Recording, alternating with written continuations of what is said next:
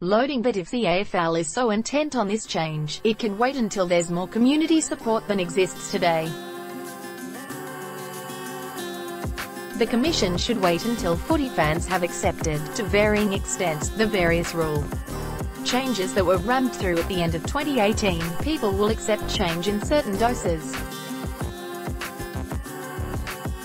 If you change too many rules, traditions and conventions in one sitting, a backlash is, well, inevitable. Over time, some of AFL football boss Steve Hocking's rule changes will gain acceptance.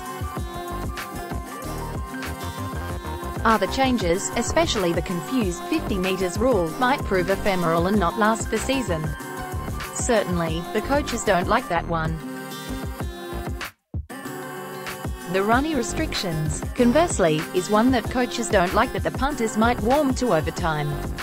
LoadingBut 666 rule for centre bounces is sensible, and I'll bet that many of the exasperated conservatives who cried, "Leave the rules alone," will find that the extra space makes the game more attractive, and a few inches closer to the game we grew up watching, as distinct from the scrum-infested one that has increasingly aped the rugby codes.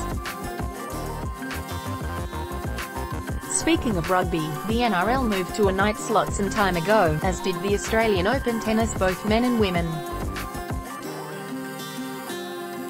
Clearly, the ratings will be higher if the event is played in prime time, albeit the event will be confined to a shorter time frame. One of the arguments for twilight, after 4:30 p.m., compared to night time, the AFL has never said so, but the suspicion is that the powers that be wish to retain boasting rights v. the NRL in terms of grand final audience, as part of their branding, as the nation's biggest sporting circus. Collingwood president Eddie Maguire has been lobbying the AFL for 10 years, to have the grand final at night, and believes the league has missed the opportunity to have a high-rated game in the past two TV rights deals. His argument is straightforward: the grand final must be the highest-rated show on television.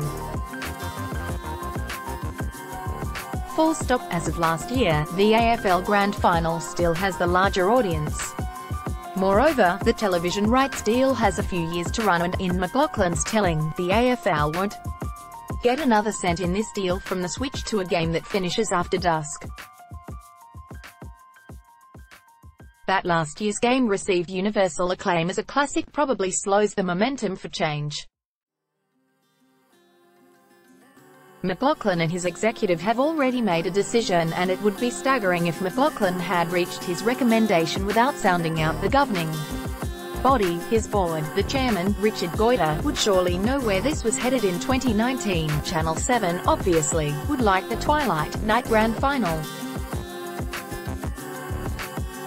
It would likely boost the pre-game entertainment audience, too. The one score on which the NRL Grand Final bested the AFL last year, 1.7 million for the Rugby League entertainment compared to 1.2 million for the AFL's, and they cannot blame Meatloaf for that fact, either.